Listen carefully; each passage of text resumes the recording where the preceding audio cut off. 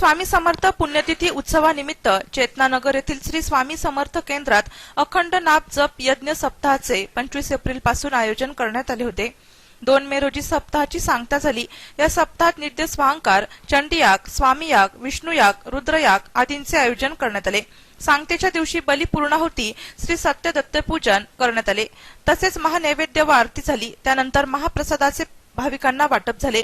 या सप्ताहात गुरुचरित्र पारायण, नवनाथ पारायण, श्री भागवत पारायण, श्रीपाद श्रीवल्लभ पारायण, दुर्गा सप्तर्षी आदी कार्यक्रम झाले। श्री स्वामी समर्थ महाराज पुण्यतिथी निमित्ताने वर्षभरात 2 वेळा अखंड नाम जप यज्ञ सप्ताहाचे आयोजन केले जाते। 25 एप्रिल पासून सुरू झालेल्या या सप्ताहाबाबत अधिक माहिती प्रदीप बनकर यांनी दिली। अखंड नाम जप यज्ञ सप्ताह पार पडत आहे। या भागात आणि या चेतनानगर, राणीनगर, राजीवनगर परिसरातील सर्व